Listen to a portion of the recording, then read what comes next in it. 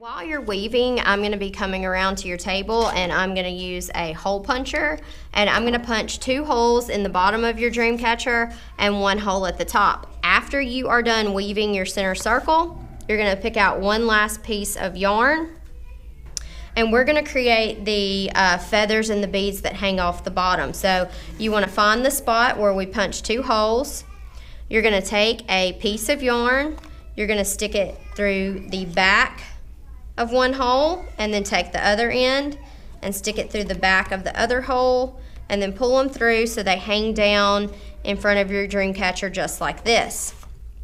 Now remember, if your pieces of yarn start to come unraveled, you can always take a little bit of tape, lay your yarn down on the tape, and then just take it and start rolling that tape up to make a piece that looks like the end of a shoestring, so that's going to be a little bit easier to string your beads on it. So let me do that to the other side really quick. Good spot. Now you can put 3 beads on each piece of yarn here. So just pick out whatever 3 beads you want, and you're just going to stick them on the end, push them up over your tape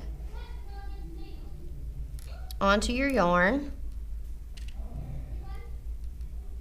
and then you can pick out 3 for the other side as well.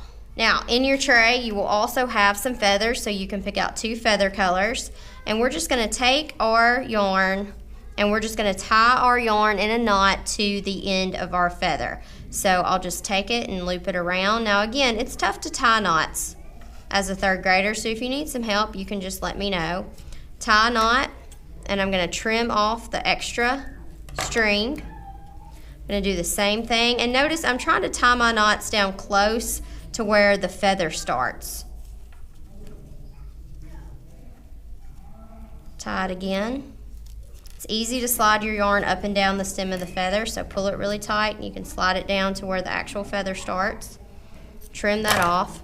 And then the last thing we want to do, we want to hold the stem of our feather next to our yarn, or hold your yarn next to the stem of your feather, and you just want to slide your beads down. Slide them down so that they go over the stem of the feather and over your yarn, just like that. At the very top, I'll come around with a small extra piece of yarn, and again, if you need a little bit of help with knots, we'll make just a little loop. That way your dream catcher will have something to hang from.